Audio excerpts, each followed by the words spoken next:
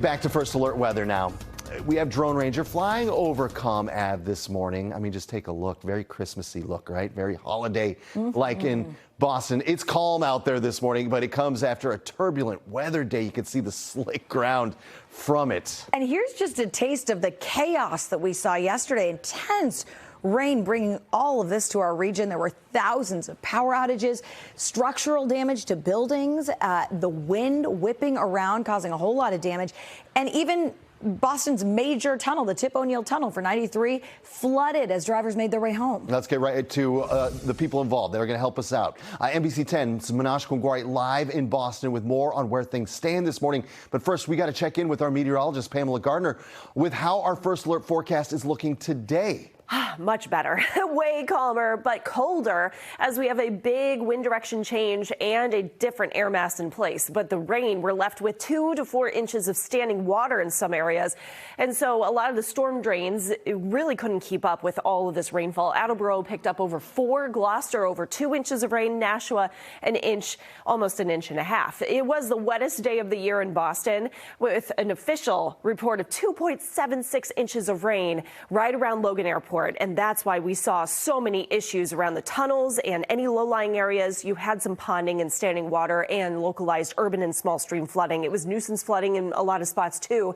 Now this whole system has moved on. The wind direction, it's from the west. And that's why you see all of these snow streamers, lake effect, snow showers stretching all the way across the Berkshires and into parts of the Greens.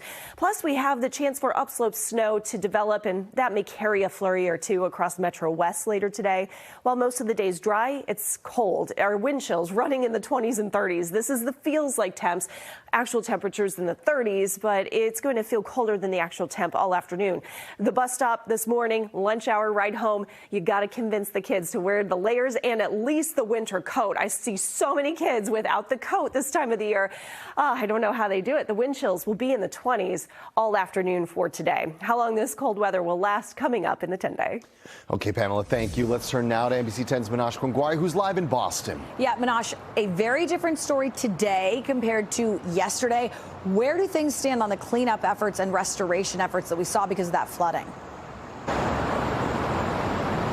Well, it appears things are clear here at the O'Neill Tunnel. You can see traffic moving slowly behind me, and that's because MassDOT crews really spent the better part of last night pumping the water out. You can see just how much they had to deal with. Heavy flooding here in the tunnel. In fact, it looked like a river in between Congress Street and Interstate 93. Cars were kept to one lane to avoid the fast rising water. But in addition to the road, areas in Massachusetts saw winds of up to 60 miles per hour.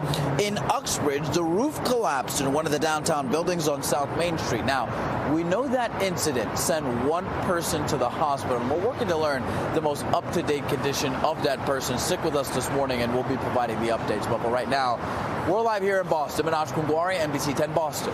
Well, the wind, a big factor for communities in the southern part of the state. Take a look in Brockton. Outages were widespread as wind knocked down trees. Right now, most of the current power outages are centered in Bristol, Plymouth, and Barnstable counties, with around 3,000 customers still left in the dark. And you can get weather updates even if you're not by a TV. Scan that QR code on your screen to download our NBC 10 Boston app. You're going to have access to our live radar and can set it up to get severe weather alerts for where you live.